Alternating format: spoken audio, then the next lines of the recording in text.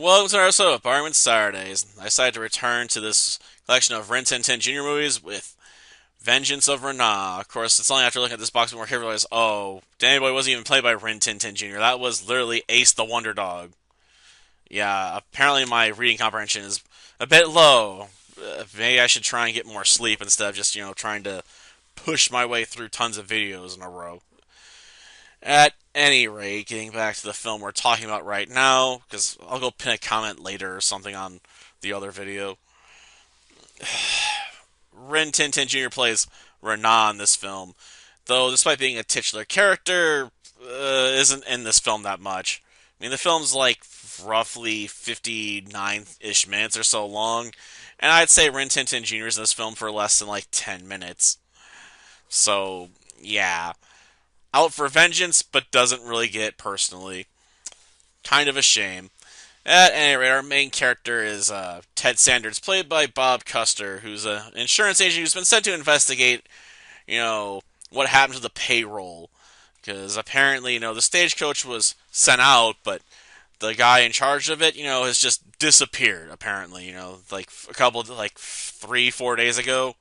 Maybe it was a bit longer by the time they tell him about it. He's like, we need you to go to Twin Oaks, and find out what's going on with this. Like, did he run off with the money, or was he, there foul play involved, and he was killed, on his way with the payroll. And of course, on his way there to Twin Oaks, he's going through the woods and he finds, a bunch of vultures hanging around, investigates and finds, the guy's dead body. He's been shot from behind, and the money's missing. So he's like, well, I found my first piece of evidence, the stagecoach was robbed, so he brings the body to Twin Oaks, and the doctor's like, yep, this guy's been dead for 3 days. His daughter, of course, is devastated.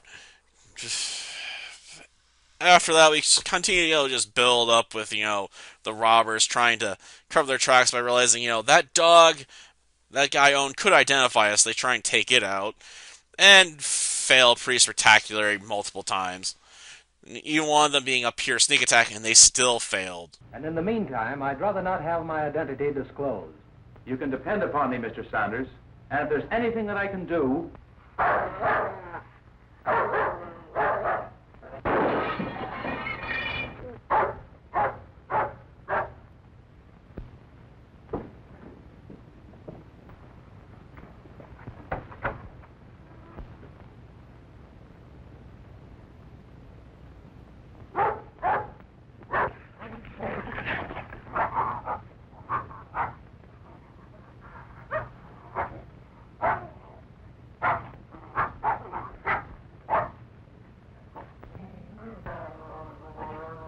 Like, they had a clean shot through a window. The dog was like less than 10 feet away, and they still failed to hit the dog. Like how? I guess this film loves to portray westerns, the same strategy we usually see in a lot of other films I've talked about, where people shoot like Imperial stormtroopers and they can't hit anything, even when they're the good guy. Because there is a shootout in this film, and nobody gets hit. Like, at least in one of the fights we have, they're trying to trick this guy into, leaving his back exposed, so, one of the bad guys that's playing, pretending to be a sheriff or deputy can shoot him from behind, so they're firing blanks. So at least them not hitting anything makes sense, because they're just trying, get him to run, so he leaves his back open for a shot from behind. At least it was a thing. But in a lot of the other shots, I'm like, you guys aren't that far away. Like, how can you not hit each other? And his cover is, like, literally sticking his head out from, the side of a tree. So he's, like, got one of his most important body parts exposed. Like, I fear these pistols, from the Old West would be rifled. So you would think, it wouldn't be that hard to hit him when you have, like, 3 people shooting him at the same time.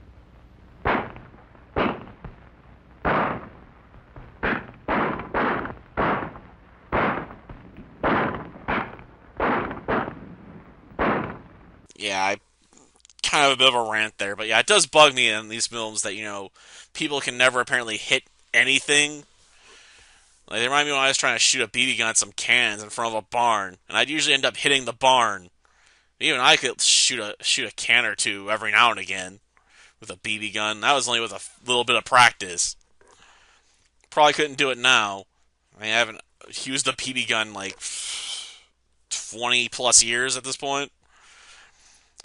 At any rate, moving on from my inability to shoot anything effectively, the film continues to throw twists and turns at us because basically the plot gets thicker and thicker with how many people are actually involved in the murder slash robbery, and eventually learn it goes all the way to the top, baby. I would say that as a spoiler, but quite frankly, after a while, you come just to suspect everyone's involved, just about, because it just seems like the amount of people that have been bought or brought into this scheme just keeps growing and growing and growing. Like, serious, there has to be almost a dozen plus guys involved in this plot to steal this $10,000. And they all start, backstabbing each other as well, because they're like, well, I'm not the one going to take all the rap for this.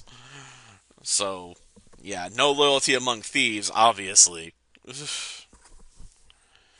But yeah, eventually Ted Sanders succeeds and tells the daughter of the murder guy, he's like, yeah, you can make me, your new partner, because I'll be back after I report the success, because I always wanted to own, part of a coach line. Because I guess we're supposed to just accept they formed a romantic relationship just because she cooked him food one time. So yeah, I have to admit some parts of this film are a bit weak because they don't feel very fully developed out as a plot line. And I do think maybe the whole who done it or who's it all involved plot stuff would be a bit more interesting if they left some subtle clues that let us know, certain people were involved instead of just being, a twist that kept getting overdone, like, oh, this new character was involved, or this character you met early on, yep, also involved.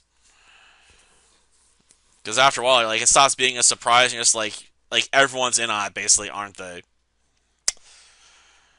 If I had to pick the biggest annoyance though with this film is there's a few rough edits in here where dialogue lines are a bit cut off. One of them happens fairly early on in the film, actually, where they're like, we just dropped part of a line for some reason.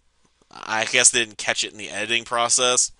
I have to assume it's pretty annoying if you're watching the film, or it's an edit that's not really meant to be an edit, but was a result of this film just being old and the film degrading over time. So it's like, well, this shot's basically unsavable, and they just, put a hard split in there. I don't know, maybe that's the explanation for why Danny Boy's so weird. At any rate, this isn't, I guess, a bad film, It's at least kept me entertained enough to pay attention to what was going on. Albeit some of the fight sequences were not particularly impressive. Until next time, then. See ya.